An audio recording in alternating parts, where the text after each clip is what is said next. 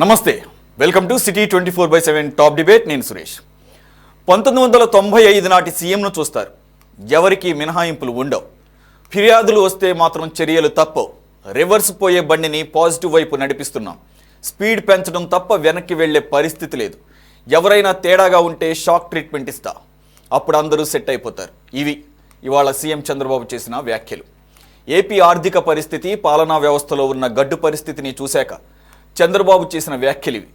గాడి తప్పిన రాష్ట్రాన్ని సరైన మార్గంలో పెట్టాలంటే కఠినంగా ఉండాల్సిందే అని ఆయన నిర్ణయించుకున్నట్లుగా అర్థమవుతోంది. అలాగే ఏపీ ఆర్థిక పరిస్థితి చూసి డిప్యూటీ సీఎం పవన్ కూడా కఠిన నిర్ణయాలు తీసుకుంటున్నారు. జీతం తీసుకునే విషయంలో మనసు మార్చుకున్నారు. వేతనం తీసుకుని పనిచేస్తానని ఎన్నికల తర్వాత ప్రకటించిన పవన్ ఏపీకి ఉన్న అప్పుల కుప్పల లెక్కలు చూసి జీతం వద్దంటే వద్దని అంటున్నారు. అప్పుల్లో ఉన్న రాష్ట్రంలో తనలాంటి వాడు జీతం తీసుకోవడం తప్పని చెప్తున్నారు. మరి సీఎం, డిప్యూటీ సీఎం రాష్ట్రాన్ని మళ్ళీ సరైన ట్రాక్లోకి తేవడానికి ఎంతో కష్టపడాలని నిర్ణయించుకుంటున్నారంటే ఎన్నో కఠిన నిర్ణయాలు భవిష్యత్తులో చూడాల్సి వస్తుందని మనకు అర్థమవుతోంది. మరి వైసీపీ పాలనలో రాష్ట్రం 30 ఏళ్ల వెనుకబాటుకు గురైందని కొందరు అంటున్న మాటల్ని చూస్తే దాన్ని సరిదిద్దడానికి ఈ 5 ఏళ్లు సరిపోతాయా? చంద్రబాబు స్ట్రిక్ట్గా ఉంటే ఉద్యోగులు సహకరిస్తారా? అసలు ఈ రాష్ట్రం బాగుపడాలంటే ఏం చేయాలి?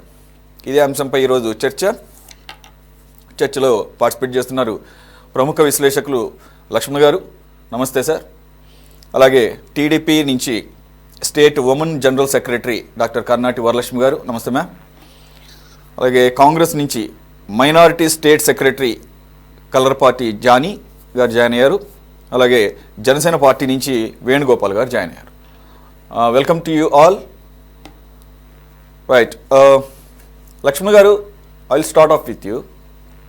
అఫ్ కోర్స్ అది యాక్చువల్గా ఒక లైటర్ మీన్లో లోకేష్ గారు, అలాగే మంత్రి లోకేష్, అలాగే ముఖ్యమంత్రి చంద్రబాబు నాయుడు ఈరోజు మార్నింగ్ సామాజిక పెన్షన్లను పంపిణీ చేస్తున్న సందర్భంలో తాడేపల్లి నియోజకవర్గానికి సంబంధించి, మంగళగిరి నియోజకవర్గానికి సంబంధించి తాడేపల్లి మండలంలో పెనుమాక గ్రామంలో అక్కడ ప్రజావేదిక సభను ఏర్పాటు చేసి పెన్షన్లు పంపిణీ చేసిన తర్వాత ప్రజలతో ముఖాముఖి ఏర్పాటు చేసుకున్న సందర్భంలో లోకేష్ మంగళగిరి నియోజకవర్గానికి ఎమ్మెల్యే కాబట్టి తను చేయాలనుకుంటున్న సహకారం గురించి కూడా ముఖ్యమంత్రి గారిని ఆ సభలో ప్రస్తావించిన సందర్భంలో ముఖ్యమంత్రి గారు లైటర్ వీన్లో అన్న మాటలు అంటే, లోకేష్ గారు ఇప్పటికీ కూడా అలవాటైపోయి 5 సంవత్సరాల పాటు అధికారులు ఇప్పటికీ పరదాలు కడుతున్నారని అంటే, అవునా నేను ఆల్రెడీ చెప్పాను, ఇక ఇన్నిసార్లు చెప్పినా కానీ వినకపోతే కనుక స్ట్రిక్ట్గా చెప్పాల్సి ఉంటుంది, చర్యలు తీసుకోవాల్సి ఉంటుంది అని అంటూ ఇప్పుడున్నటువంటి స్టేట్ పరిస్థితిని బట్టి నేనైతే కనుక ఇంక ఎక్కువ టైం ఇవ్వను అంటే కొంత టైం తీసుకుంటారేమో అలవాటు పట్టాను, కానీ లోకేష్ అంటే టైం ఇచ్చే అవకాశం లేదు, టైం లేదు కూడా, స్పీడ్గా ముందుకు పోవాల్సిందే, గేర్లు మార్చాల్సిందే అని చెప్పేసి అంటూ ఇంకా అవసరమైతే 1995 సిబిఎన్ చూస్తారు, CBN 4.0 will be the repeat of CBN 1.0 అని చెప్పేసి ఆయన అంటాం. సరే, అది ఆయనకున్నటువంటి ఒక ఆయన విజన్ ఎలా ఉండబోతుందని చెప్పకనే చెప్తున్నారు.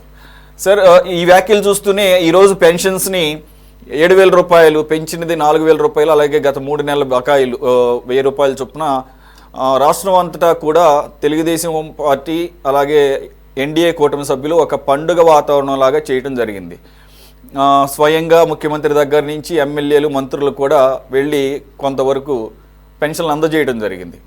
ఇది మొదటి నెల కూటమి వచ్చిన తర్వాత. అయితే అదే కొంత విమర్శలు కూడా అటు ప్రతిపక్షం నుంచి వస్తుంది. ఇదేమైనా ఫస్ట్ టైమా పెన్షన్లు ఇవ్వటం, దీనికి ఇంత అడావిడి చేయాలా అని చెప్పేసి దానికి వాళ్ళు కూడా కౌంటర్లు ఇవ్వడం జరిగింది. ఇది మొదటిసారి కాబట్టి కూటమి వచ్చిన తర్వాత, అలాగే భారీ స్థాయిలో పెంచిస్తున్నాం కాబట్టి. అలాగే మీరేం తక్కువ తిన్నారు, 250 రూపాయలు పెంచి 3,000 చేసామని చెప్పి 5 సంవత్సరాల తర్వాత ఏకంగా వారం పాటు పెన్షన్ల పండగని చేశారు కదా అని చెప్పేసి టీడీపీ వాళ్ళు అంటున్నారు. ఎలా చూడాలి సార్ ఇవన్నీ కూడా?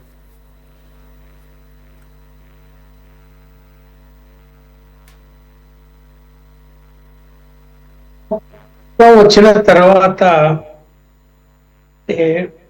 ఆరోపణలు ఏం చేశారు వైఎస్ఆర్ చెప్పి వాళ్ళు? వీళ్ళకి డబ్బులు ఎక్కడ ఉన్నాయి, 1,000 రూపాయలు పెంచారు, మళ్ళీ 3 నెలల అరియర్స్ కూడా ఇస్తామన్నారు, 7,000, ఖజానాలో డబ్బులు ఎక్కడ ఉన్నాయి, ఎలా ఇస్తారు అనే విమర్శలు చేశారు. చేసినప్పుడు చూడు ఇచ్చాము అని అనిపించుకోవడానికి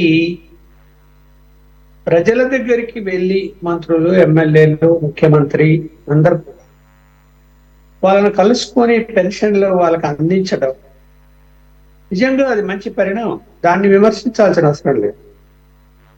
ఇప్పుడు రాజకీయ నాయకులు ఎప్పుడు తెరలు కట్టుకొని లేకుంటే ఇంట్లో కూర్చొని అపాయింట్మెంట్ లేకుండా, ప్రజా దర్బార్ లేకుండా, ఏమీ లేకుండా గత ప్రభుత్వం నడిచిపోయింది. ప్రజల మధ్యకు ఏ కారణం ఏదైనా కానీ ప్రజల మధ్యకు వెళ్ళటం అన్నది అది మంచి పద్ధతి. వెళ్ళాలి కూడా. వాళ్ళకి ఏదైనా కష్టం ఉంటే మీరు అక్కడ పోతారు కాబట్టి చెప్పుకోగలుగుతారు. వాళ్ళు మన దగ్గరికి అంటే రాజకీయ నాయకుల దగ్గరికి రావాలి, అపాయింట్మెంట్ తీసుకోవాలి, వెయిటింగ్ చేయాలి అంటే ఎంత కష్టమో అందరికీ తెలుసు. అందువల్ల ఒక్కసారిగా రాష్ట్రం అంతా కూడా అందరూ జనములోకి వెళ్ళిపోవటం అనేది దాన్ని మనం విమర్శ చేయకూడదు. జనంలోకి వెళ్ళాలి. ఏ రాజకీయ పార్టీ వాళ్ళైనా వెళ్ళాలి. వెళ్ళారు, ఇచ్చారు. 7,000 వాళ్ళు అనుకున్నట్టు 4,000 ప్లస్ 3,000 7,000 పంపిణీ చేశారు. పంపిణీ చేయడం వాళ్ళ ఆనందం అంటే చాలా టీవీలో చూశాను. వాళ్ళు చాలా ఆనందంగా స్వీకరించారు, నమస్కారం పెట్టారు, కాళ్ళకు కూడా కొంతమంది దండం పెట్టారు. వాళ్ళు అంటే 1వ తేదీ ఇవ్వడం అంటే ఆలస్యం అవుతుందేమో, వాలంటీర్లు లేరు కదా, ఎప్పుడు ఇస్తారో ఏమో అనేటువంటి టెన్షన్ ఒకటి వాళ్ళలో ఉండింది. కానీ 1వ తేదీనే వచ్చి ఇంటికి వచ్చి సార్ ఆడియో మ్యూట్లో రైట్ పడింది. అక్కడ సంతోషం కనిపిస్తుంది. ఎందుకు వీళ్ళు అక్కడికి పోయారు, ప్రజల దగ్గరికి పోయారు. మరి ప్రతి నెల పోతారా, ప్రతి నెల అలా ఇస్తారా అంటే అది ప్రాక్టికల్ గా అయితే సాధ్యం కాదు. గవర్నమెంట్ వచ్చింది, మొదటి నెల ఇవ్వలేము అన్నారు, ఇస్తున్నాము, జనం దగ్గరికి వెళ్తాము అని వెళ్ళారు. సరే, ఇంకా వేరే పథకాలు ఏమైనా ప్రారంభించినప్పుడు లేకపోతే ఇంకా వేరే పథకాలకు ఏదైనా ఆర్థిక సాయం అందించే సమయంలో మళ్ళీ కూడా వెళ్తే 7,000 అనేది ఒక కన్సిడరబుల్ అమౌంట్ కూడా కదా. అంతే కదా. ఇప్పుడు 3,000 వచ్చేది సరే, అంచెల వారీగా జగన్మోహన్ రెడ్డి గారు పెంచారు. 3,000 ఉండింది, దాన్ని 4,000 చేశారు. మళ్ళీ 3,000 అరియర్స్ ఇచ్చారు ఈ 3 నెలలది. 7,000 అంటే కన్సిడరబుల్ అమౌంటే కదా. 7,000 అంటే ఆ పేద వర్గాల వాళ్ళు ఖచ్చితంగా 2 నెలలు వాళ్ళకి అది ఉపయోగపడుతుంది.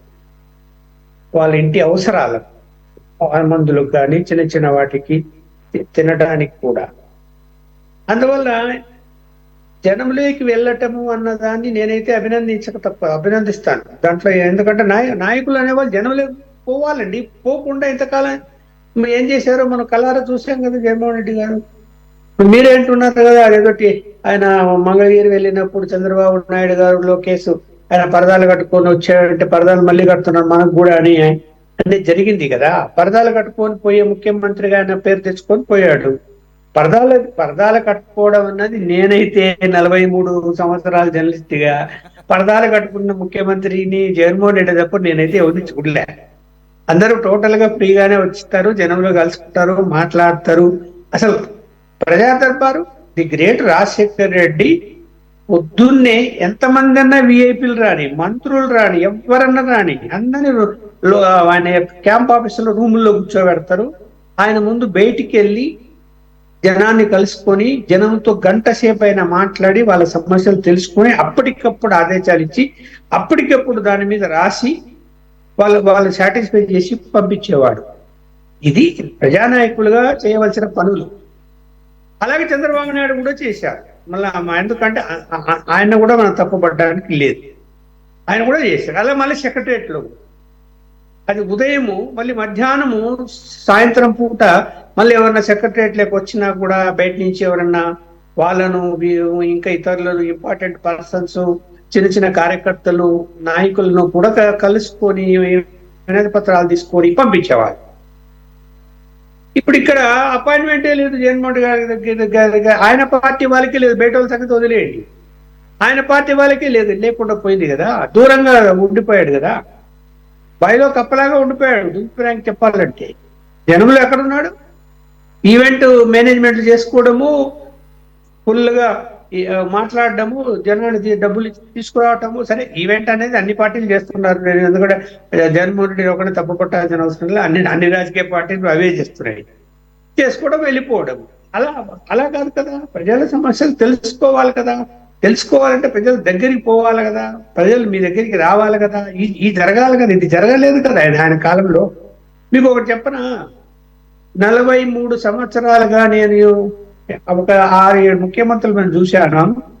నేను కలవని ముఖ్యమంత్రి ఎవరు అంటే ది గ్రేట్ జగన్మోహన్ రెడ్డి. అది సీనియర్ జర్నలిస్ట్ గా నాకే అపాయింట్మెంట్ దొరికే. మళ్ళీ నేను సొంత జిల్లా వాడిని, కడప జిల్లా వాడిని, వేరే జిల్లా వాడిని కూడా కాదు. ఈనాడు చాలా కాలం పనిచేశాను, నాకే అపాయింట్మెంట్ ఇవ్వలేదు. అని వద్దనుకోండి, 5 సంవత్సరాలు ఆయన ముఖమే చూడలేదు. మరి చెప్పండి ఏం చెప్పాలి మరి? అంటే ఇలాంటి పరిస్థితుల్లో పరిపాలన జరిగింది. అందుకని ప్రజలు బాగా సమాధానం చెప్పారు కదా, ఊరికి చెప్పలేదు. వాళ్ళు 11 సీట్లు ఇచ్చి మంచిగా సమాధానం చెప్పారు. అయ్యా బాబు, నువ్వు డబ్బులు ఇచ్చి బటన్ నొక్కుతానే ఓట్లు వేయము, మా పద్ధతులు మాకు ఉంటాయి అని చెప్పి వాళ్ళ పద్ధతిలో వాళ్ళు పోయారు. ఇప్పుడు మీరు విజన్, చంద్రబాబు నాయుడు విజన్ 95, తర్వాత 95 అయినాక మళ్ళీ 99లో మళ్ళీ గెలిచాడు. 95లో సరే ఎన్టీ రామారావు పదవి చ్యుతం చేసి ఆ పదవిని తీసుకున్నాడు. అది ఒక నింద ఆయన మీద ఉంది. తీసుకున్న తర్వాత అంటే అఫీషియల్ మిషనరీ ఎలా పనిచేసిందని చాలా ఇంపార్టెంట్. నేను కల్లారా చూశాను హైదరాబాద్లో ఉండి చాలా కమిట్మెంట్ తో పనిచేసేటువంటి ఆఫీసర్లు పేషీలు ఉండి దొరికారు ఆయనకు. అలాగే ఐపీఎస్ ఆఫీసర్లు దొరికారు. సిన్సియర్ గా ఒకవేళ ఏదైనా రాజకీయ నాయకులు అంటే పార్టీ వాళ్ళే ఏదైనా మిస్గైడ్ చేస్తే కనుక చంద్రబాబు నాయుడు గారిని, సార్ అలా కాదు, వద్దు, అలా ఇది ఇలా చేస్తే బాగుంటుంది, అలా చేస్తే మనకి పార్టీకి చెడపేరు వస్తుంది అని పోయి ధైర్యంగా కూర్చొని చెప్పేవాళ్ళు. సరే, కొన్ని ఎన్ని చెప్పినా కొన్ని ఒకటో రెండో కొంత ఫేవర్ అనేది చేయకుండా ఎవరు ఏ గవర్నమెంట్ ఉండదు, కొన్ని జరుగుతుంటాయి. కానీ ఇక్కడ ఏ అధికారైనా వెళ్ళి జగన్మోహన్ రెడ్డి గారికి అలా కాదు ఇలా చేద్దామని చెప్పిన అధికారి ఉన్నాడు ఎవరన్నా? నేను చాలా మందితో మాట్లాడాను అధికారులతో. అసలు మాకు కూడా అపాయింట్మెంట్ ఉంటే వచ్చి ఆ ఫైల్ ఆడబెట్టండి పోండి, అంతే. ఆడబెట్టడం పోవడం.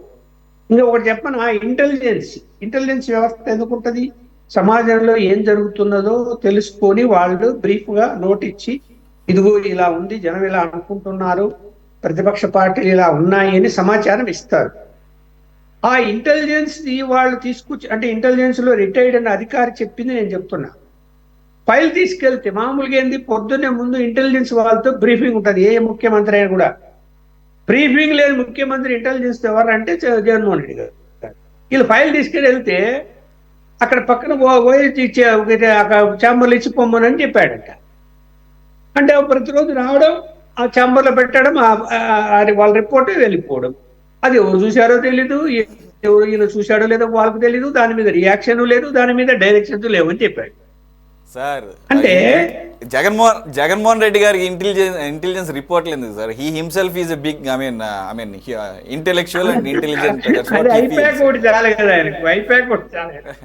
అంటే అధికారులేమో ఆనవాయితీగా తీసుకెళ్లి ఇచ్చేవాళ్ళు, పాపం వాళ్ళకి తెలియక సరే ఎలాగ ఇచ్చారు కదా అని చెప్పి అక్కడ పెట్టమని. మరి అవన్నీ అట్లా పోగడిపోయి ఉండుంటాయి. మీరు అన్నట్టుగా కూడా అదే జరిగింది. చెప్తున్నా, 95లో చంద్రబాబు నాయుడు గారు అప్పటి పరిస్థితులు, అప్పుడు ఎంత ఫాస్ట్ గా వర్క్ జరిగిందో, తను ఏం చేయదలుచుకున్నాడో అన్ని కూడా విజన్ 22 డాక్యుమెంట్ తీసుకున్నాడు. దాని మీద హైటెక్ సిటీలో కట్టడం కానీ మిగతా పనులన్నీ కానీ చాలా, తను కూడా రోజు మార్నింగ్ జిల్లాలకు వెళ్ళిపోయేవాడు. పొద్దున్న హెలికాప్టర్ పోని రోజు ఉండదు, సండే తప్ప. పొద్దున్న లేవటం, వచ్చిన అక్కడ వాళ్ళందరినీ ఎవరైనా పబ్లిక్ వస్తే కలుసుకోవడము, దాని తర్వాత బయలుదేరి వెళ్ళిపోవడం. ఓకే లక్ష్మణ్ గారు చాలా విషయాలు చెప్పారు. ఈవెన్ మాకు తెలియనటువంటి విషయాలు కూడా మీకున్నటువంటి ఎక్స్పీరియన్స్ లో అంతమంది సీఎంలు చూశారు కాబట్టి మళ్ళీ వస్తాను మీ దగ్గరికి. ఇప్పుడు ఏం చేయబోతున్నాడు చెప్పాలా? ఇప్పుడు అంత సులభంగా లేదు, అది కదా. నెక్స్ట్ టర్న్ లో చెప్తారు. 24లో నెక్స్ట్ టర్న్ ఆఫీసర్లు వచ్చారు. అవును, నేనైతే ఏం చెప్తాను చెప్పనా, ఉన్నటువంటి ఆఫీసర్లు దీపం పెట్టి ఎతికిన పొలిటీషియన్స్ ఎలాగైతే దొరకరో, ఇప్పుడు యంగ్స్టర్స్ గా వచ్చిన వాళ్ళు, ప్రత్యేకించి నార్త్ నుంచి వచ్చిన వాళ్ళు, ఎంత అవినీతి అంటే అంత అవినీతి. పని చెయ్యరు. చూస్తాం కదా మనం కూడా. ఆయన పరిగెత్తాడు, మిషనరీ పరిగెత్తాలి కదా. మీరు అన్నది correct. It's not going to be the same and it is going to be very very difficult అంటే. వస్తాను సార్, మళ్ళీ మీ టర్న్ వచ్చినప్పుడు మరికొన్ని విషయాలు మీ ద్వారా తెలుసుకుంటాము. మేడం మీ దగ్గరికి వచ్చే ముందు I will take Congress. I mean సీట్లు ఉన్నా లేకపోయినా they are opposition obviously. So Jani garu నమస్తే అండి. నా వాయిస్ వినపడుతుంది. Right sir. మరి మీ అబ్జర్వేషన్ ఏంటి? ఈ కొత్త కూటమి ప్రభుత్వం ఆఫ్ కోర్స్ 1 month కూడా కాలేదు, ఐ మీన్ అధికారం చేపట్టి. బట్ కొన్ని అయితే కనుక మనకి ఆ ఫంక్షనాలిటీ కొంత తెలుస్తోంది, ఆ పేస్, ఆ స్పీడ్.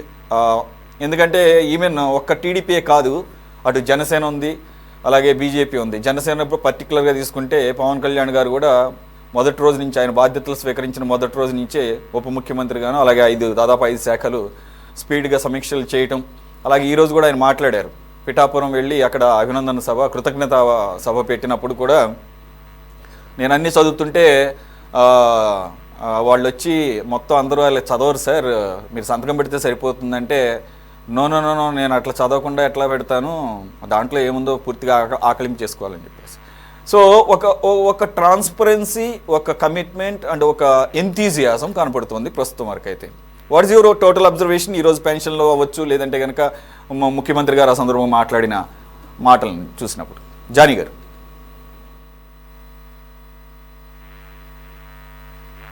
సార్ మీ ఆడియో మ్యూట్లో ఉన్నట్టుంది, ఒకసారి చెక్ చేయండి, మీ ఆడియో రావట్లేదు.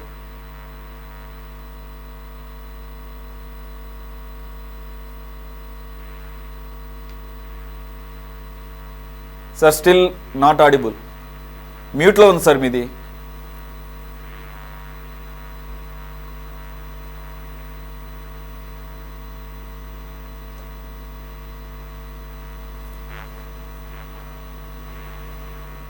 Right, okay. మీ దగ్గరికి తర్వాత వస్తాను, అది టెక్నికల్ గ్లిచ్ సాల్వ్ అయిన తర్వాత. సార్ మళ్ళీ I won't repeat it, the same question goes to Venugopal గారు. సార్ చెప్పండి సార్. అదే ఇప్పుడు నేను పవన్ కళ్యాణ్ గారిని కూడా ప్రస్తావించాను. ఈరోజు పిఠాపురం వెళ్ళి కృతజ్ఞతాపూర్వక సభ పెట్టారు. అలాగే ఈరోజు మంగళగిరి నియోజకవర్గం తాడేపల్లి మండలంలో పెనుమాకలో స్వయంగా పెన్షన్లు అఫ్కోర్స్ చాలా ఉత్సాహంగా పండుగ వాతావరణంలో అయితే పంపిణీలు జరిగినాయి. సరే విమర్శలు వస్తూనే ఉంటాయి, అవన్నా కూడా ఆల్రెడీ లక్ష్మణ్ గారు కూడా అన్నారు, తప్పేం లేదు. ఇంకోటి totally deserve it to celebrate the first time, I mean after Kootami got the mandate and take in the government. కాబట్టి అందులో 7,000 రూపాయలు, which is not a simple thing.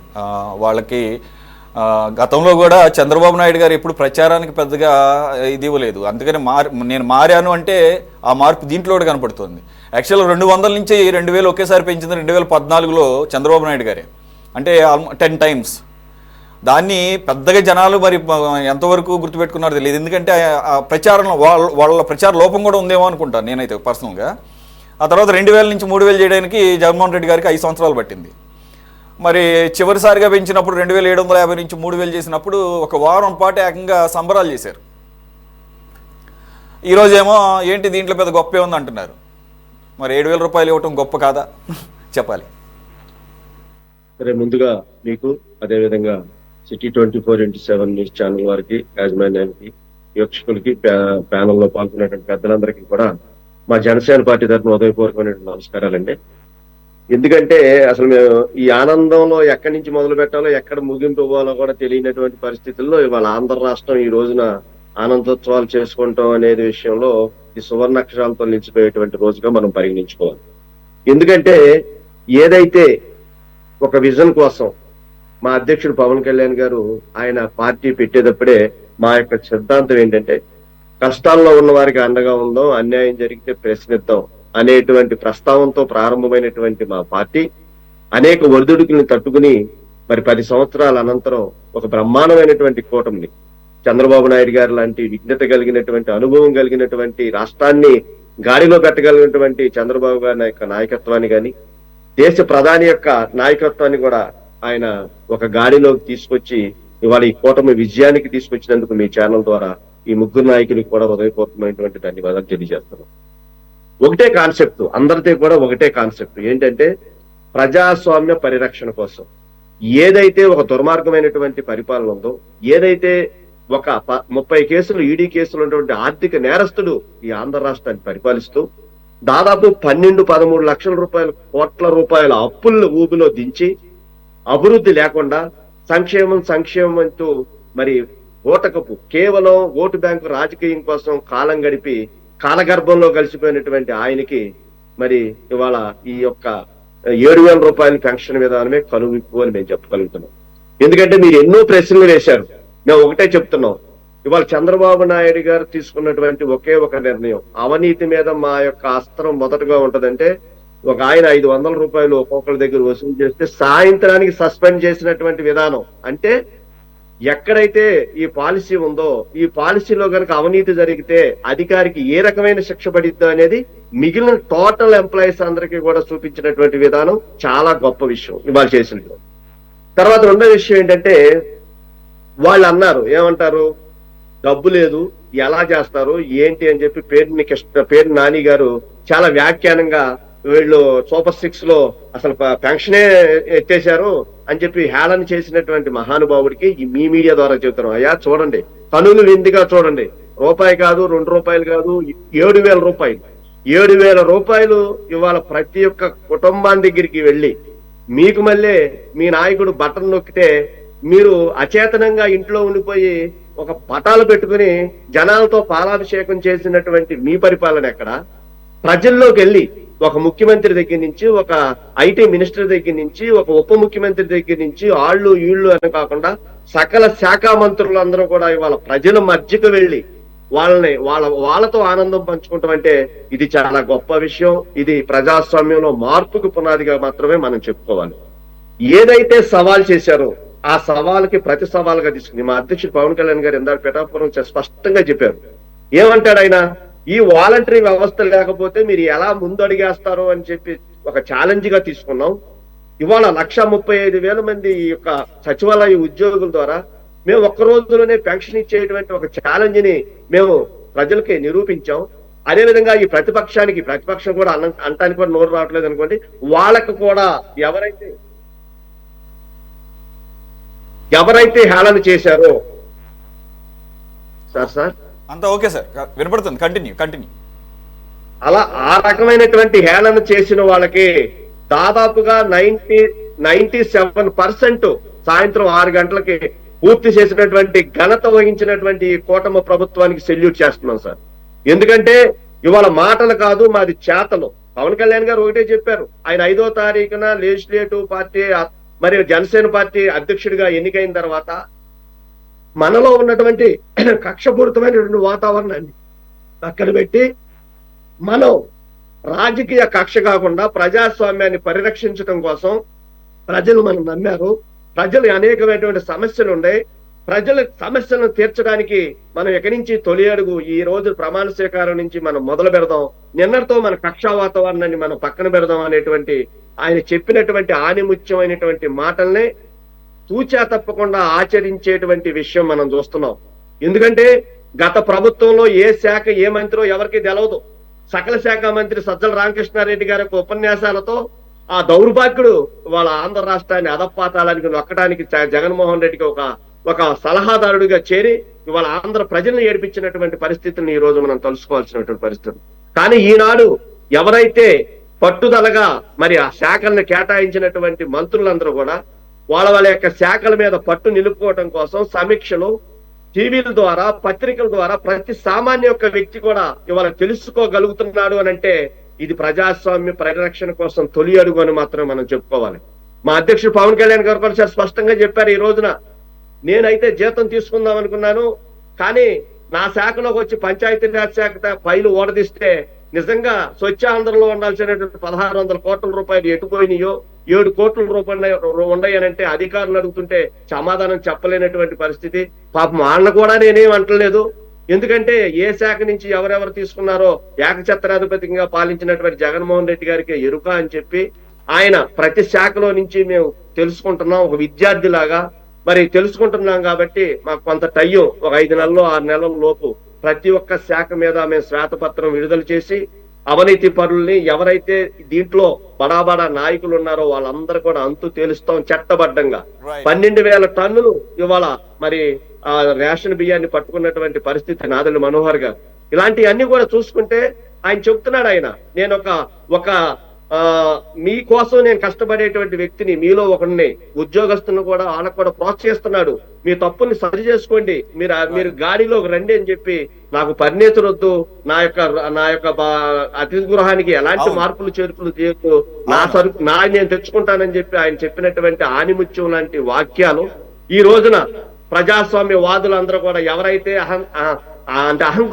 అంటే ఎక్కువ బూతులతో కూడినటువంటి రాజకీయాలు నేర్పినటువంటి రాజకీయ నాయకులారా, ఇవాళ ఆనిముత్యాల లాంటి చంద్రబాబు నాయుడు గారి యొక్క మాటలు గాని, పవన్ కళ్యాణ్ గారి యొక్క మాటలు గాని మీరు వినండి. భవిష్యత్తులో మీరు చేసిన పాపాలన్నా పోతాయని మేము చెప్పగలుగుతున్నాం.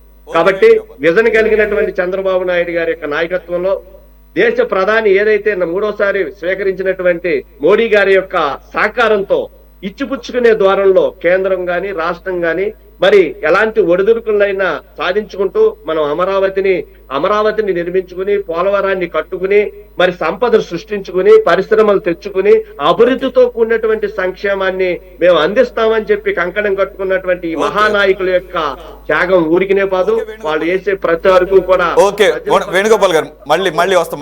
మనకి ఇంకా సమయం ఉంది. మళ్ళీ మీరు మీ టర్న్ వచ్చినప్పుడు మిగిలిన విషయాలు మనం మాట్లాడుకుందాం. వరలక్ష్మి గారు, sorry for coming to you late. Right, ఒకటి, ఈరోజు చంద్రబాబు నాయుడు గారు చాలా సింపుల్గా హడావిడి లేకుండా అలా జనాల్లో కలిసిపోయి పింఛన్లు పంపిణీ చేయటమే కాదు, ప్రజావేదిక కూల్చారు, కానీ ప్రజావేదికని నిర్వహించేటటువంటి పరిస్థితిని మీరు కూల్చలేరు అని చెప్పి ఒక మెసేజ్ వచ్చేటట్టుగా అదే పేరు పెట్టి మళ్ళీ ప్రజావేదిక సభలాగా పెట్టి ఒక టెంపరీగా ప్రజలతో ముఖాముఖి అవటం. అలాగే అక్కడ డయాస్ కూడా ఏమీ పెద్ద గొప్పగా ఏం లేదు, అది జస్ట్ క్యాజువల్గా ఉంది. అది రచ్చబండ మీద కూర్చున్నట్లు అందరూ కూడా అలాగే కూర్చుని ఉన్నారు. అంటే ఆయన వయసుకి కూర్చుంటాం అనేది కాదు, ఆయన వయసుకి అలాగే ఆ ఫిట్నెస్తో అలా కూర్చుంటాం, ఎక్కడ పడితే అక్కడ అలాగూ వెళ్ళగలగటం. I mean we known about Chandrababu's fitness, he is known for his fitness anyway. అంటే ఏం లేదు, ఇక అయిపోయింది, ఆయన పైన అయిపోయింది. ఇంకా నెక్స్ట్ 2029కి వచ్చేసరికి ఆయనకి 79-80 ఏళ్ళు వచ్చేస్తే ఇంకేముందని చెప్పేసి ఆయన ఇప్పుడు ఏమంటున్నాడంటే 95కి తీసుకెళ్తానంటున్నాడు. అంటే 95లో సిబిఎన్ గారు ఏజ్ ఎంత ఉంటుంది అది. అంటే that CBN you are going to see once again and I'm that much energetic, అలాగే నా చివరి శ్వాస వరకు, అలాగే నాకు శక్తి మేరకు కృషి చేస్తానని చెప్పేసి చెప్తున్నారు. దీన్ని ఎలా చూడాలి? అలాగే ఇప్పుడు వేణుగోపాల్ గారు కూడా మీ కూటమి తరపున జనసేన పార్టీ తరపున పవన్ కళ్యాణ్ గారి కాసేపటి క్రితం పిఠాపురం వెళ్ళినప్పుడు మాట్లాడినటువంటి కొన్ని స్ఫూర్తిదాయకమైనటువంటి మాటలు, ఇవన్నీ చూసినప్పుడు ఏ విధంగా వెళ్ళబోతున్నారు? ఇదే స్పిరిట్, ఇది ఫస్ట్ మంతే, మరి ఇదే స్పిరిట్ కూడా ముందుకు సాగే అవకాశం ఎంతవరకు ఉంది? నమస్తే సురేష్ గారు, స్థానంలో ఉన్న పెద్దలకి, మీ ద్వారా వీక్షించే ప్రజలకి, వాళ్ళ పెన్షన్లని పండగ వాతావరణాన్ని రాష్ట్రం అంతా సెలబ్రేట్ చేసుకుంటున్నందుకు వాళ్ళందరికీ శుభాకాంక్షలు తెలియజేస్తూ, మీరన్నారు సార్ చంద్రబాబు నాయుడు గారు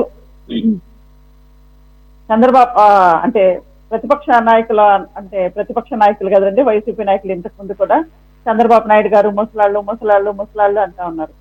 విచిత్రం ఏంటంటే వంగి కొబ్బరికాయ కొట్టలేనటువంటి ఎక్స్ సీఎం గారు మీరందరూ చూసింటారు. 74 సంవత్సరాలు చంద్రబాబు నాయుడు గారు ఈ దేశంలోనే అండి ఒక రాజకీయ నాయకుడు. మొన్న నాకు తెలిసి ఈ సమ్మర్ 44-45 డిగ్రీస్ అండి టెంపరేచర్.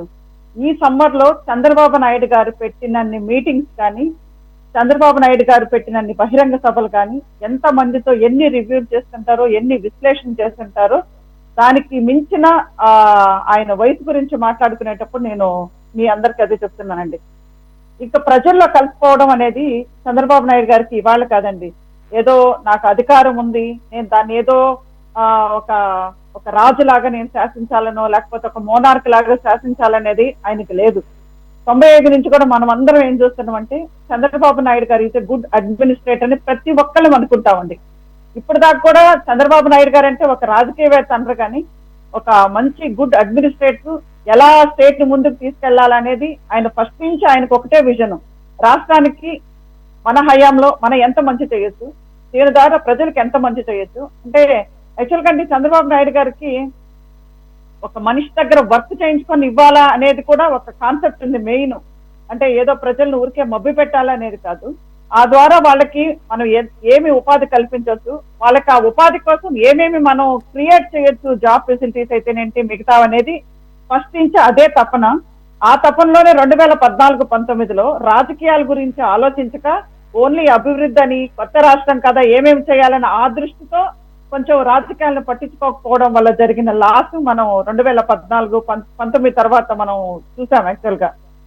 ఇదే కాదండి, ప్రజల్లోకి సింపుల్ గా వెళ్తారు అనే దానికి ప్రజలకు ఒక భరోసా ఎలా ఇవ్వాలో మీకు తెలుసో లేదండి. గత 2 సంవత్సరాలకు ముందు మాచర్లలో తోట చంద్రయ్య గారని ఒక కార్యకర్తని నరికి నడి రోడ్డు మీద నరికి చంపేస్తే ఆయన వచ్చి అక్కడున్న వాళ్ళ కుటుంబానికే కాదు, మాచర్ల లాంటి భయంకరమైన ఏరియాలో ఉన్న కార్యకర్తలందరికీ ఆయన ఒక స్ఫూర్తిదాయకంగా వచ్చి ఆ రోజు తోట చంద్రయ్య గారికి పాడి మోసారండి చంద్రబాబు నాయుడు గారు.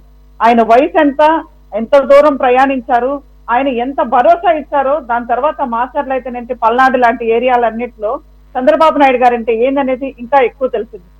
అట్లాంటి వ్యక్తిని 54 రోజులు జైల్లో పెట్టిన, కనీసం ఆయనకు ఒక హీటర్ ప్రొవైడ్ చేయకపోయినా, ఆయనకు ఒక బెడ్ ప్రొవైడ్ చేయకపోయినా, అంటే ఆయన ఒక ముని లాంటి వ్యక్తి అండి, ఒక ఋషి. ఆయన తపస్సు చేస్తున్నారు అంటే ఎట్లాంటి కర్ణ కఠోరమైన ప్రతి ఒక్కదానికి ఉంటారు. మీరు చూసుంటారో లేదో సార్, చంద్రబాబు నాయుడు గారు ప్రతిపక్ష నాయకుడిగా ఉన్నప్పుడు ఆయన క్యాన్వాయ్ కానీ అదే ఉంటుంది, ఆయన డ్రెస్సింగ్ స్టైల్ కానీ అదే ఉంటుంది. ఏదో ఆడంబరాలకు పోదాము, లేకపోతే ఏదేదో మనం ఏదో చేద్దామనేది ఉండదు. మీకు తెలుసో లేదో, ఉగాది లాంటి పెద్ద పండుగలకు కూడా గుడిని, టెంపుల్ కూడా సెట్టింగ్ వేసి ఆ సెట్టింగ్ లో కూర్చొని నేనేదో పూజలు చేశానని చెప్పుకున్న జగన్మోహన్ రెడ్డి గారికి సింపుల్ గా ఎక్కడైనా నిలబడి ఏదైనా మీటింగ్ చెప్పగలరు, ఎవరితోనైనా కలిసిపోయే చంద్రబాబు నాయుడు గారికి చాలా వేరియేషన్ ఉంది. అది ప్రజలందరికీ తెలుసు. ఇవాళ రాష్ట్రం మొత్తంలో అండి వైసీపీ నాయకులు యాక్చువల్ గా ఎలక్షన్ కు ముందు ప్రతిసారి ఒకటే అంటారు, వాలంటీర్స్ అదన్నారు, వాలంటీర్స్ ఇదన్నారు, వాలంటీర్స్ లేకపోతే ఈ రాష్ట్ర ప్రజలందరూ పరిస్థితి ఏంటో, వాళ్ళు అన్నం తినరేమో, వాళ్ళు గాలి పీల్చుకోలేరేమో, అలా ఎన్ని ఫేక్ న్యూసెస్ స్ప్రెడ్ చేశారు మీకు తెలుసో లేదో. కానీ అదే వాలంటీర్ వ్యవస్థ లేకుండా కూడా పెద్దలు లక్ష్మణ్ గారు అన్నారు, ఇవాళ ఫస్ట్ టైం కదా అందుకని అందరూ ముఖ్యమంత్రి దగ్గర నుంచి, మంత్రుల దగ్గర నుంచి, ఎమ్మెల్యేల దగ్గర నుంచి ప్రతి ఒక్కళ్ళు చేశారని. ఇది పెద్ద సమస్య అయింది కాదు సార్. యాక్చువల్ గా నెలలో ఒక రోజు ప్రజల కోసం పొద్దున్న నుంచే సాయంత్రం వరకు ఆ మాత్రం కూడా కష్టపడలేనటువంటి టీం ఎవరు లేరు. అది ప్రతి ఒక్కరు కూడా చేయొచ్చు, ప్రతి నెలలో కూడా చేస్తారు అది అనుకుంటే ఖచ్చితంగా. అలాంటి అనుకునే దాంట్లో ముందుండేది చంద్రబాబు నాయుడు గారు ఉంటారు. ఆయనతో పాటు ఆయనే స్పీడ్ అనుకుంటే ఆయన్ని మించిన వ్యక్తి పవన్ కళ్యాణ్ గారు ఉన్నారు. వీళ్ళిద్దరు ఎలా ఉన్నారంటే, ఇప్పుడు ఉన్న టీం మొత్తం అండి, ఇప్పుడున్న టీము 25 మంది మినిస్టర్స్ చంద్రబాబు నాయుడు గారితో కలిపి ఇవాళ పెద్ద పోటీతత్వం వచ్చేసింది సార్. నేనంటే నేనని, అంటే నా శాఖ బాగుండాలి, నేను ప్రజలకు చేరువ కావాలనే దాంట్లో ఇవాళ అందరు యంగ్స్టర్స్ ఉన్నారు, మంచిగా చదువుకున్న వాళ్ళు ఉన్నారు సార్. వాళ్ళ బ్యాక్గ్రౌండ్స్ కూడా చాలా బాగున్నాయి. కాబట్టి ప్రతి ఒక్కరికి ఇవాళ యువతకి ఎవరైనా కానీ మా బ్రాండ్ ఇది, మా ట్రేడ్ మార్క్ ఇది, అది రాజకీయాల్లో కానీ ఇదేంటైనా కానీ మేము మా ట్రేడ్ మార్క్ ఒకటి చూపించుకోవాలి, అదే పరిపాలనలో కూడా మా మార్క్ చూపించుకోవాలని ప్రతి ఒక్కళ్ళు ఇవాళ అది చేస్తున్నారు. అందుకని చాలా స్పీడ్ గా ప్రతి ఒక్కళ్ళు అంటే లాస్ట్ టైం చేసిన అప్పులకి మనకు ఇప్పుడు ఆర్థిక వ్యవస్థ ఇవన్నీ అసలు ఎక్కడ ఏముందో, ఏమేమి తాకట్లలో ఉన్నాయో, ఇవాళ మనం కూర్చున్న ఇల్లు తాకట్లో ఉందో, లేకపోతే సురేష్ గారు కూర్చున్న స్టూడియో తాకట్లో ఉందో కూడా తెలియని పరిస్థితి ఇవాళ ఆంధ్ర రాష్ట్రంలో ఉంది. ఫస్ట్ టైం అండి చిన్న అంటే నియోజకవర్గంలో మండల స్థాయి, మున్సిపాలిటీ స్థాయిలో ఉన్న మున్సిపల్ ఆఫీసులను కూడా సార్ తాకట్టు పెట్టున్నారు. ఇక్కడ మా పక్కన పిడుగురాళ్ళలో ఉంది, పిడుగురాళ్ళ మున్సిపాలిటీ 8 కోట్లకు తాకట్టు పెట్టి నేను సిమెంట్ రోడ్లు వేశానని మాకు ఎక్స్ఎమ్మెల్యే కాసు మహేష్ రెడ్డి గారు చెప్పారండి.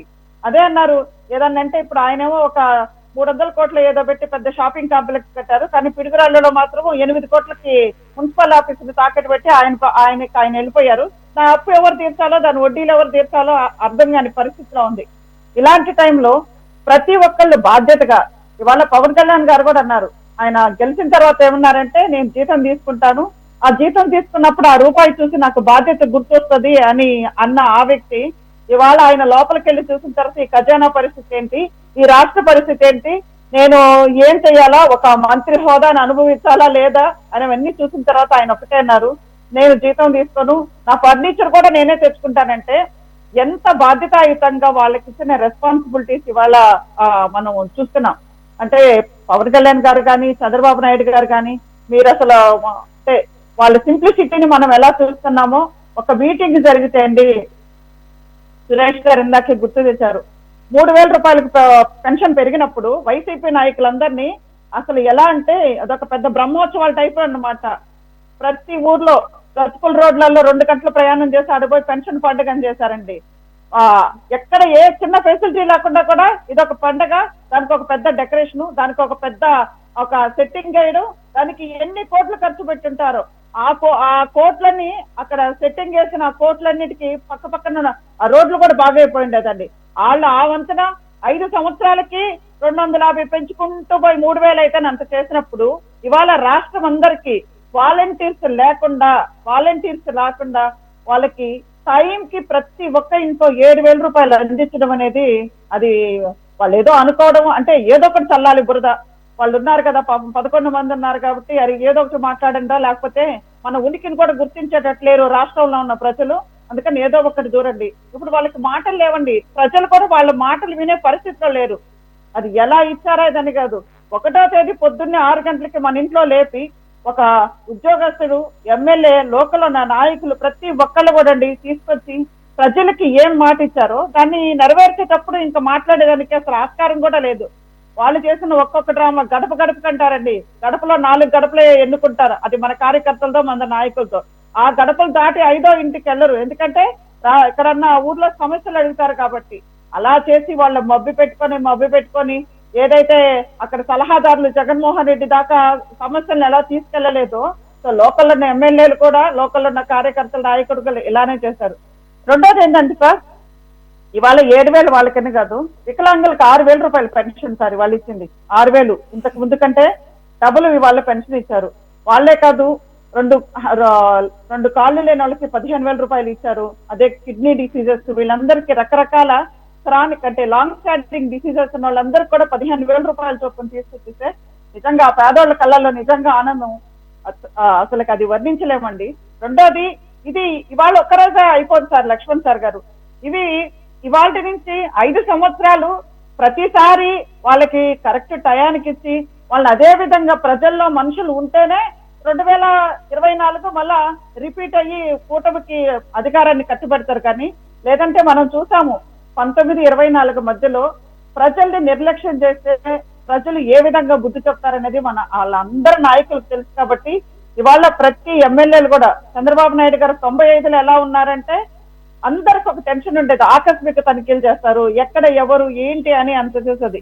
వాళ్ళ ఉద్యోగస్తులు కూడా వాళ్ళు అనుకూలిస్తారండి, ఎందుకంటే వరలక్ష్మి గారు ఇదొక ప్రశ్నార్థకం. మీరు 95 సీఎం చూసినప్పుడు మరి మీరు అన్నట్లుగానే అధికారుల్లో కొంత వ్యతిరేక భావన కూడా వచ్చింది అప్పట్లో. ఈయనతో మనం కలిస్తే ఆయన సుఖంగా ఉండడం, మనం సుఖంగా ఉండనివ్వడం, రిలాక్స్ అవ్వనివ్వడం అని ఒక భావన కూడా వచ్చింది. మరి అది కూడా కొంచెం జాగ్రత్తగా ఆలోచించుకోవాలి. 2019 తర్వాత ఉద్యోగస్తులందరికీ తెలిసింది ఎలాంటి నాయకుడు ఉండకూడదు, ఎలాంటి నాయకుడు ఉండాలని. వాళ్ళకి ఇవాళ అందరండి ప్రశాంతంగా మనం గాలి పెంచుకుంటున్నాం కదా, అది ప్రజలకు కూడా అదే ఎంప్లాయీస్ రిలేటెడ్ గా వారికి ఈ రోజు కొన్ని సంవత్సరాల తర్వాత 1వ తారీఖునే జీతాలు కూడా మధ్యాహ్నం నుంచే పడుతున్నట్లుగా వార్తలు వస్తున్నాయి. కాబట్టి ఆ రకమైన అరేంజ్మెంట్ కూడా జరిగింది. కాబట్టి మీరు అన్నట్లుగా అధికారులు కష్టపడటంలో తప్పు లేదు మేడం. ఓకే, మళ్ళీ వస్తాను మేడం మీ దగ్గరికి. జానీ గారు మీకు వినపడుతుందా సార్? చెప్పండి. రైట్ సార్, మీ ఆడియో కూడా ఆడిబుల్. మీ అబ్జర్వేషన్ ఏంటి సార్? నేను ఎక్కువగా మళ్ళీ అన్ని రిపీట్ చేయను. ఈరోజు పెన్షన్ల పంపిణీ విధానం కానీ, ఆ సందర్భంగా ముఖ్యమంత్రి చంద్రబాబు నాయుడు గారు మాట్లాడిన మాటలు కానీ, అలాగే అటు పవన్ కళ్యాణ్ గారు పిఠాపురంలో సభలో ఆయన మాట్లాడిన విషయాలు కానీ, అలాగే ఓవరాల్గా ఈరోజు కొన్ని సంవత్సరాల తర్వాత ఇప్పుడు కూడా 10వ తారీఖు తర్వాత ఎప్పుడు పడతాయో తెలియనటువంటి ప్రభుత్వ ఉద్యోగులకి జీతాలు మధ్యాహ్నం నుంచే పడుతున్నట్లుగా వార్తలు వస్తున్నాయి. కాంగ్రెస్ మీరు అపోజిషన్ అవ్వచ్చు, కానీ ఓవరాల్గా మీ అబ్జర్వేషన్ ఏంటి? Can you see the visible difference from the previous government? ప్యానల్లో ఉన్న అందరికీ కూడా హృదయపూర్వక నమస్కారాలండి. ఈరోజు మరి చంద్రబాబు నాయుడు గారు ఉదయాన్నే మరి ఈ ప్రభుత్వం, కూటమి ప్రభుత్వం ఆ రోజైతే ఎన్నికలప్పుడు ఏదైతే వాగ్దానాలు ఇచ్చిందో ఆ వాగ్దానాల మేరకు వృద్ధాప్య పింఛను 4,000 రూపాయలు పెంచడం హర్షణీయమే. దీన్ని మేము కాంగ్రెస్ పార్టీగా అభినందిస్తున్నాం.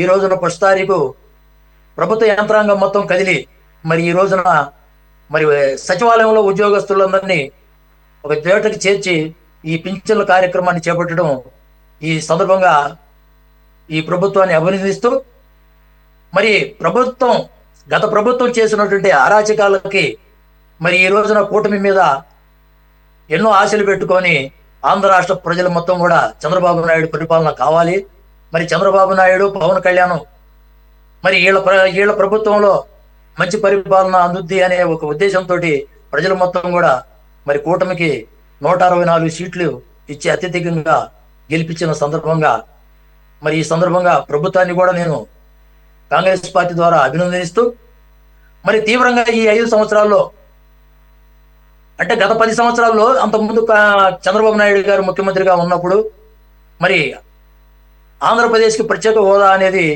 చాలా అవసరం అని చెప్పి ఆ రోజు కాంగ్రెస్ పార్టీ ప్రభుత్వం ప్రత్యేక హోదా కోసం విభజన చట్టంలో మరి పొందుపరచడం జరిగింది. ఆ రోజు చంద్రబాబు నాయుడు గారు కూటమిలో మరి ఆ రోజు ఎన్డీఏలోనే చంద్రబాబు నాయుడు గారు ఉంది. ఆ రోజున ప్రత్యేక హోదా కోసం ఓట్లాడకుండా ఆ రోజున మరి ప్యాకేజీ తీసుకుని వచ్చి మరి ఆంధ్రప్రదేశ్ రాష్ట్రానికి కొంత అన్యాయం జరిగిన మాట వాస్తవం. మరి ఈ రోజున అదే కూటమిలో మరి చంద్రబాబు నాయుడు గారు ఇవాళ పవన్ కళ్యాణ్ గారు మరి ఈ రోజున చంద్రబాబు నాయుడు గారు ఏదైతే మద్దతు ఇస్తారో ఆ మద్దతుతోటే ఇవాళ ఎన్డీఏ కూటమి నడుస్తుంది. కాబట్టి కేంద్రంలో బీజేపీ ప్రభుత్వానికి మోడీకి సరైనటువంటి మెజార్టీ లేదు కనుక ఈ రోజున చంద్రబాబు నాయుడు గారు 40 సంవత్సరాల రాజకీయ చతురతని ప్రదర్శించి ఆంధ్రప్రదేశ్ రాష్ట్రానికి ప్రత్యేక హోదా సాధించడానికి కాంగ్రెస్ పార్టీ తరఫున మేము వారి మీద హోప్స్ పెట్టుకొని ఉన్నాం. ఖచ్చితంగా మన రాష్ట్ర ప్రయోజనాల రీత్యా ఖచ్చితంగా ఆంధ్రప్రదేశ్ రాష్ట్రానికి తీసుకొని రావాల్సినటువంటి అవసరం ఉందని ఈ సందర్భంగా మరి ఒక సునామీ లాంటి ఒక పవన్ కళ్యాణ్ అత్యధికంగా ప్రజాదరణ ఉన్నటువంటి వ్యక్తి పవన్ కళ్యాణ్ గారు. అటువంటి వ్యక్తి ఈ రోజున ఎన్డీఏ గవర్నమెంట్ లో మరి భాగస్వామిగా ఉన్న పవన్ కళ్యాణ్ గారు కూడా ప్రత్యేక హోదా మీద ఖచ్చితంగా ఫైట్ చేసి ఖచ్చితంగా ప్రత్యేక హోదా సాధిస్తే చంద్రబాబు నాయుడు గారు జనసేన పార్టీ కూటమికి ప్రజలు ఆదరిస్తారు. రానున్న కాలంలో కూడా వీళ్ళ హయాంలో ఆంధ్రప్రదేశ్ రాష్ట్రానికి మంచి జరుగుతుందని కూడా మేము కూడా ఆశిస్తున్నాం. మంచి పరిపాలనా దక్షుడు చంద్రబాబు నాయుడు గారు, అందులో ఎటువంటి సందేహం లేదు. అడ్మినిస్ట్రేషన్ బ్రహ్మాండంగా ఉంటుంది చంద్రబాబు నాయుడు గారు పరిపాలన కూడా 18 గంటలు ఆయన పనిచేస్తాడు.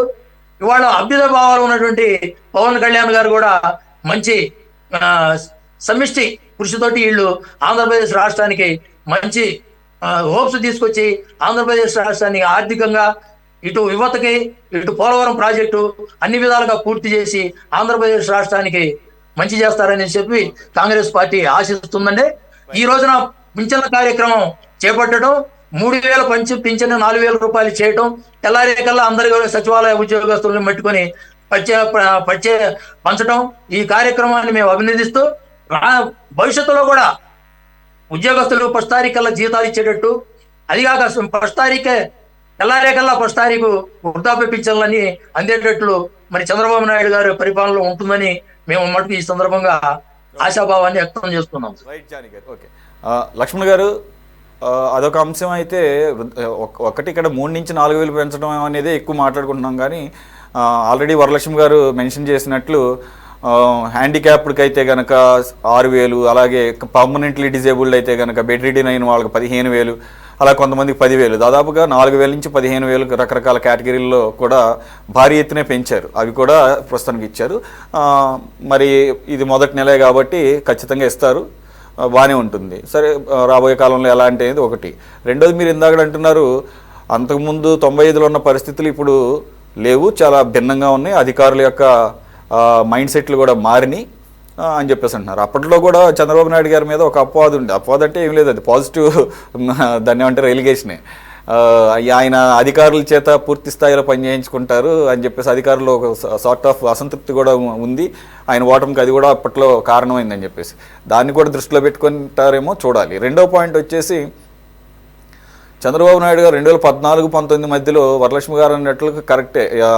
అప్పుడు ఉన్నటువంటి రాష్ట్రం విడిపోయి ఉన్న పరిస్థితుల్లో ఆయన పూర్తిగా అడ్మినిస్ట్రేషన్ మీదే కాన్సన్ట్రేట్ చేసి పార్టీని కొంత నెగ్లెక్ట్ చేశారు. పార్టీ శ్రేణులకు కొంత టైం కేటాయించలేదు. దానివల్ల కూడా కొంత ఎఫెక్ట్ పడింది ఎలక్షన్ రిజల్ట్స్ మీద 2019లో. ఇప్పుడు దాన్ని నేను మారాను అని చెప్పేసి ఆయన చెప్పడమే కాదు, ప్రతి శనివారం పార్టీ ఆఫీస్కి, మంగళగిరి పార్టీ ఆఫీస్కి వెళ్ళటం, అలాగే పార్టీకి దగ్గరగా పార్టీని దగ్గరుండి అన్ని విషయాల్లోనూ మానిటర్ చేస్తానని చెప్పేసి అంటాం. అదొకటి. ఇదంతా ఒకటైతే ఈరోజు మొదటి తారీఖే పెన్షన్లతో పాటు ఎంప్లాయీస్ కూడా శాలరీలు పట్టడం మళ్ళీ అదే అనుకోవాలి. ఈరోజు ఫస్ట్ టైం పడితే సరిపోదు, కంటిన్యూస్గా పడాలి. కాబట్టి అధికారుల పనితీరులో మార్పు వచ్చే అవకాశం ఉందా సార్? ఎందుకంటే లాస్ట్ టైం వాళ్ళు ఫేస్ చేసినటువంటి సిచ్యుయేషన్కి టైం బౌండ్గా ఈరోజు సమయానికి శాలరీలు పడటం, కాబట్టి ఆయన అడిగితే ఇంకాస్త దాన్ని ఏమంటారు, చిత్తశుద్ధితో పనిచేయడానికి, ఎక్స్ట్రా ఎఫర్ట్ పెట్టడానికి అధికారుల్లో కూడా మార్పు వచ్చే అవకాశం ఉందా లక్ష్మణ్ గారు? అధికారుల్లో మార్పు రాకపోయినా అధికారులను కంట్రోల్ చేయాలి. ఎవరు చేయాలి? ముఖ్యమంత్రి అనే ఆయన తన ముందు కఠిన నిర్ణయం తీసుకుంటే మంత్రులు, మిగతా వ్యవస్థ కూడా భయపడుతుంది, జాగ్రత్తగా. ఇప్పుడు ఈ 5 సంవత్సరాల్లో కరప్షన్ ఎట్లా పెరిగిపోయిందంటే అవినీతి నిరోధక శాఖలోనే అవినీతి పెరిగిపోయింది. మిగతా శాఖలలో ఉంటాయి. ఎక్కడన్నా చెప్పండి, ఎక్కడన్నా డబ్బు లేకుండా ఏదైనా పని జరుగుతున్నదా? పోలీస్ స్టేషన్లో, ఎంఆర్ఓ, రిజిస్ట్రేషన్ ఆఫీస్లో ఎక్కడ పోయినా డబ్బులు. సచివాలయంలో కూడా డబ్బులు ఇవ్వండి, ఫైళ్ళు కదలలేదు. అలాంటి పరిస్థితి నుంచి, అంత అవినీతి పెరిగిన పరిస్థితి నుంచి నీతి నిజాయితీ గల అధికారులను వెతికి నియమించి కంట్రోల్లోకి తీసుకురావాలంటే ఎక్కువ సమయం కేటాయించాలి. అలాగే ఇన్ఫర్మేషన్ కూడా తీసుకోవాలి. అంటే ఇన్ఫర్మేషన్ ఇచ్చే వాళ్ళకి అపాయింట్మెంట్ ఇవ్వాలి, ఫీడ్బ్యాక్ తీసుకోవాలి. అప్పుడు అలా చేశాడు 95లో. మీకు ఒక ఎగ్జాంపుల్ చెప్తాను. మున్సిపల్ ఎన్నికలు వచ్చాయి. ఎన్నికలు వస్తే ఏమైపోయింది? ఒక కాంగ్రెస్ వీరాభిమాని అంటే ఒక ఆఫీసరు ఏం చేసిండు? బిల్లులు కట్టలేదు అని చెప్పి సిటీలో, ఎక్కడో కాదు, మళ్ళా సిటీలో, హైదరాబాద్ సిటీలో ఏం చేసిండు? అందరికి ఇన్స్ట్రక్షన్ ఇచ్చేసిండు, పవర్ కట్ చేసేయమన్నాడు. రాత్రి పొద్దున పోలింగ్, రాత్రి పవర్ కట్. ఇది మాకే జరిగింది. మా ఇంటికే. ఎందుకు పవర్ కట్ అయింది అంటే బిల్లు ఒక్కరోజు ఆలస్యమైంది.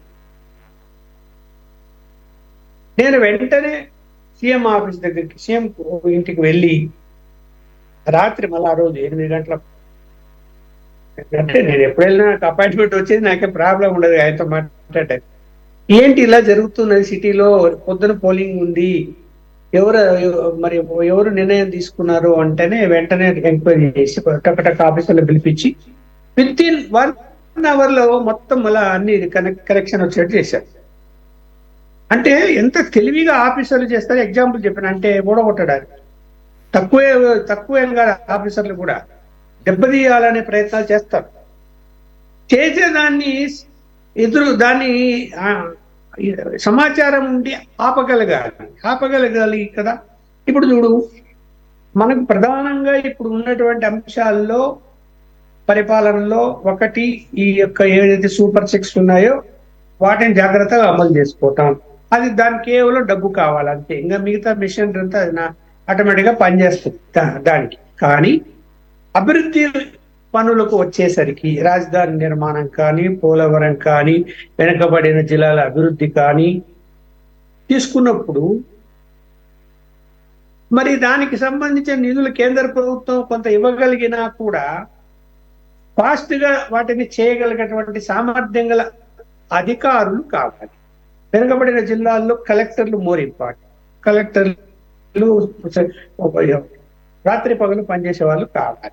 అలా వాళ్ళందరినీ సెలెక్ట్ చేసుకొని ఎవరు ఏమిటి అని, లేకపోతే ఏమైతుందంటే హైయెస్ట్ కరప్టెడ్ కలెక్టర్ను అక్కడ పడేస్తే పనే చేయరు వాళ్ళు.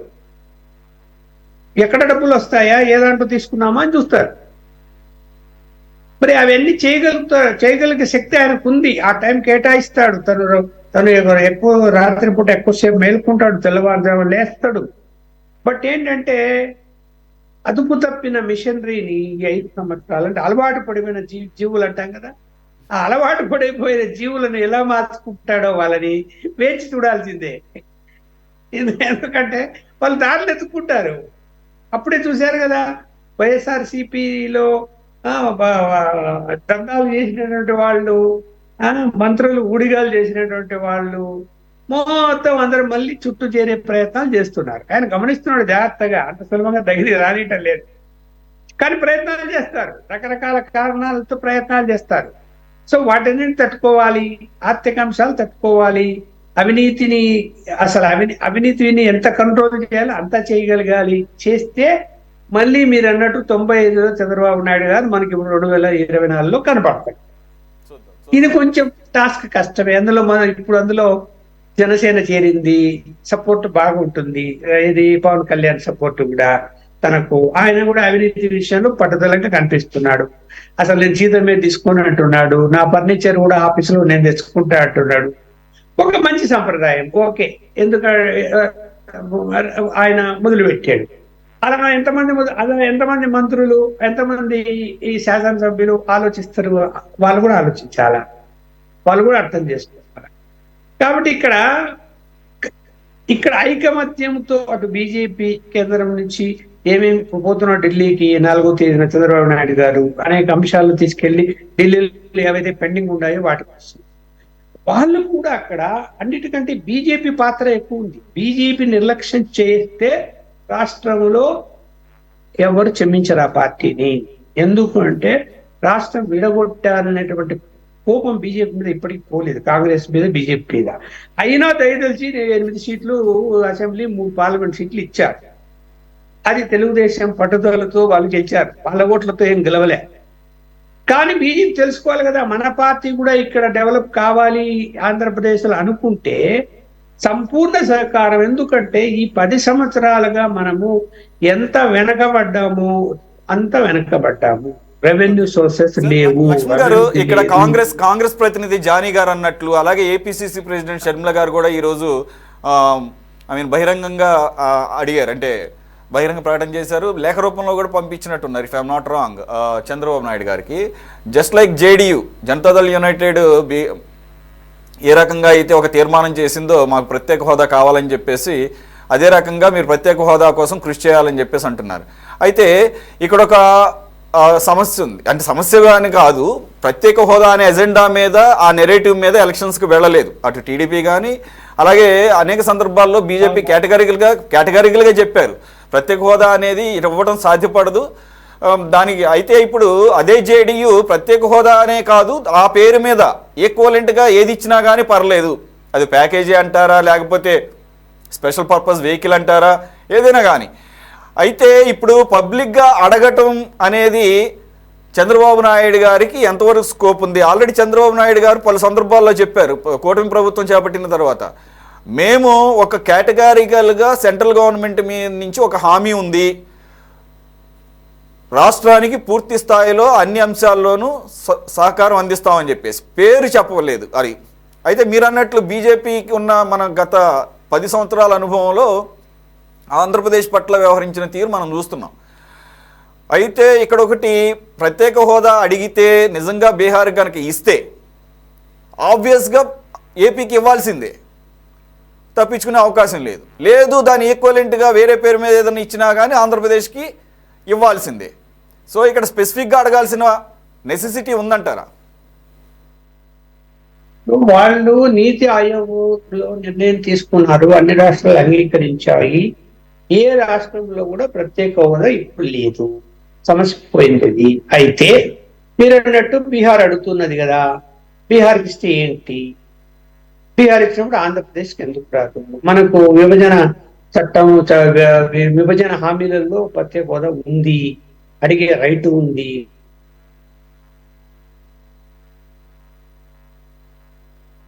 సార్ మీ ఫ్రీజ్ అయింది సార్. ఓకే సార్, మీది ఫ్రీజ్ అవుతోంది, మేబీ సిగ్నల్ ప్రాబ్లం. అందువలన ఏంటంటే అక్కడ దాన్ని ఎంతగా ఆ రాష్ట్రానికి ఆర్థిక సాయంలో అంతా చెయ్యాలి. అలాగే మనం కూడా నష్టపోయాం, రాష్ట్రం విడగొట్టి నష్టపడిచారు. రెవెన్యూ సోర్సెస్ లేకుండా పోయాయి. 60% రెవెన్యూ హైదరాబాద్ నగరం వెళ్ళిపోయింది. అంత శాతం రెవెన్యూ వచ్చే విజయవాడ, విశాఖపట్నం రెవెన్యూ రాదు. అలాంటి పరిస్థితుల్లో ప్రత్యేక ప్యాకేజీని హోదా ఇవ్వకపోయినా ప్రత్యేక ప్యాకేజీ ఇవ్వండి మాకు నిధులు అని అడిగినప్పుడు చంద్రబాబు నాయుడు వాళ్ళు ఒప్పుకున్నారు, నిధులు ఇచ్చారు కొన్ని. అయితే ఈయన బీజేపీ పొత్తు తెగదంపులు చేసుకోవడము, కొన్ని వాళ్ళు ఇచ్చిన నిధులు డైవర్ట్ చేసుకోవడము, లెక్కలు సరిగా చెప్పకపోవడం అనేక కారణాలతో పొత్తు విడిపోయింది. ఇప్పుడు అలా కాదు.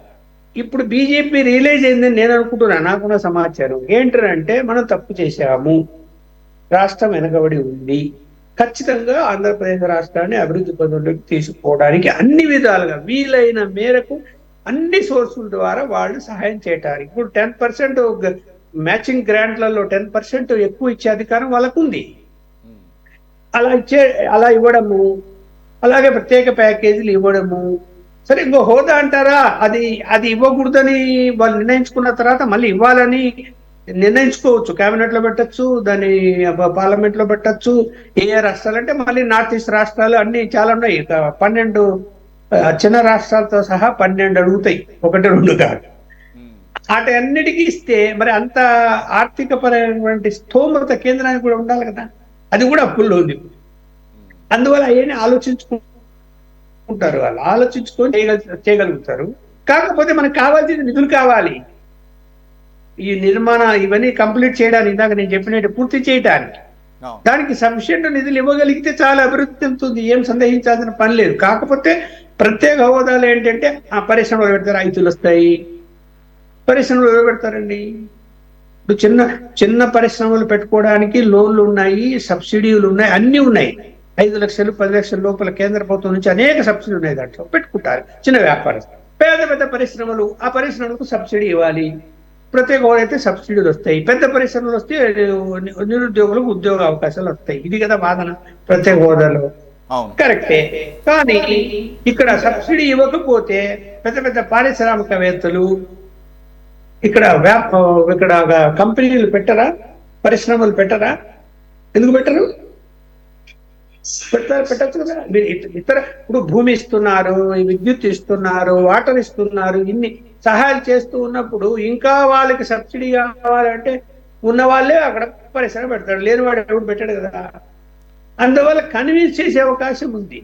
పరిశ్రమలు కియా మోటార్స్ తీసుకొచ్చారు, అలా కన్విన్స్ కేంద్ర ప్రభుత్వం జోక్యం చేసుకుంటే పరిశ్రమదారుని కన్విన్స్ చేయగల శక్తి కేంద్రానికి ఉంది. ఎందుకంటే వాళ్ళు హెల్ప్ చేసేది చాలా ఉంటాయి. పరిశ్రమలు that obviously Chandrababu Naidu is there as a CM of AP, so he known for his visionary and technology savior. ఆయన దాన్ని ఎలాగూ ఎంకరేజ్ చేస్తారు. రైట్, వరలక్ష్మి గారు, మనకు ఎక్కువ సమయం లేదు.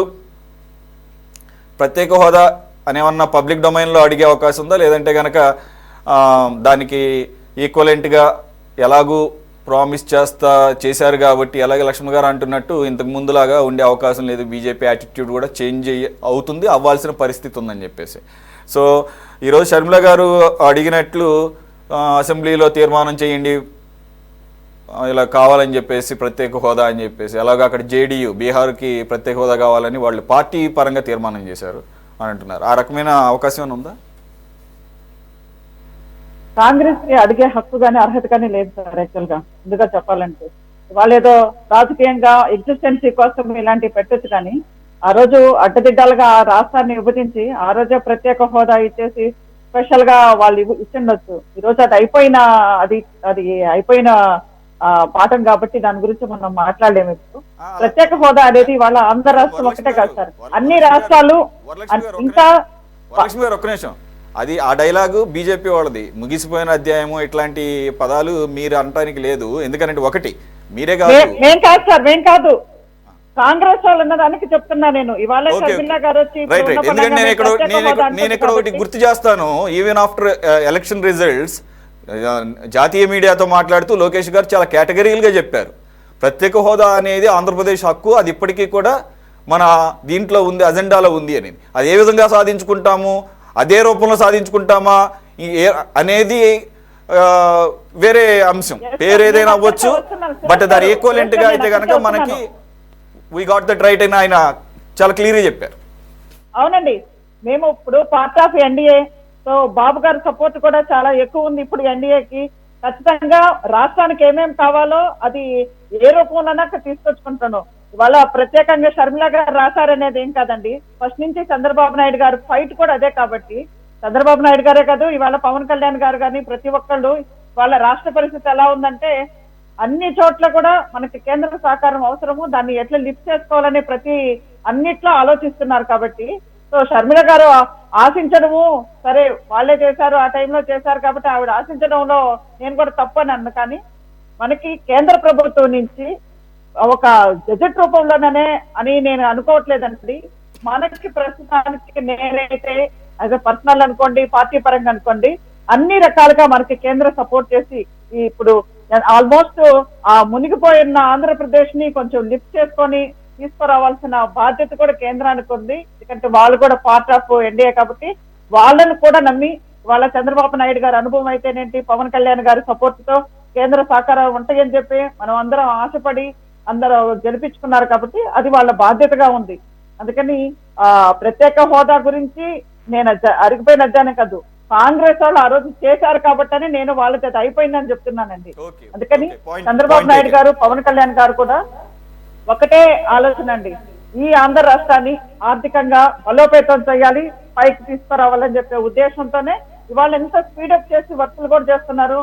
మనం చూసాం పోలవరాన్ని శ్వేతపత్రం ఎందుకు రిలీజ్ చేశారంటే ఎక్కడెక్కడ ఏమేమి ఇబ్బంది ఉంది, ఇంకా ఎంత కావాలని నిన్న కూడా నిపుణుల కమిటీ వచ్చి వాళ్ళు పరీక్షించి అని వాళ్ళు అంతా చూసి అక్కడ ఏమేమి ఇబ్బందులు ఉన్నాయి కూడా వాళ్ళు ఆల్రెడీ చూస్తున్నారు. కాబట్టి మనకు పోలవరం కంప్లీట్ చేసి అమరావతిని కంప్లీట్ చేసించండి, ఆటోమేటిక్ గా ఇక్కడున్న మన స్టేట్ లో ఉన్న సీఎం గారు వాళ్ళకి ఇవ్వాల్సిన రాయితీల రూపంలో ఇస్తే ఆల్రెడీ మనకి ఇక్కడికి రావాల్సిన కంపెనీలు కూడా వస్తాయి, ధైర్యంగా ఇక్కడ పెట్టుబడులు పెడతారు. కాబట్టి మనం పెట్టుబడులు పెడితే ఇక్కడున్న యువతకి ఉద్యోగాలు, ఉపాధి అన్ని వస్తాయి. కాబట్టి మనం ఆ విధంగా కేంద్ర సహకారాలు మనకు ఉంటాయని, అలా ఉండాలని కూడా నేను కోరుకుంటున్నాను. మనకు టైం అయిపోయింది. Thank you very much Varalakshmi గారు, లక్ష్మణ్ గారు, అలాగే వేణుగోపాల్ గారు, జానీ గారు. ఇది వాళ్ళ టాప్ డిబేట్. మరో అంశంతో మళ్ళీ కలుద్దాం. Stay tune to city 24/7.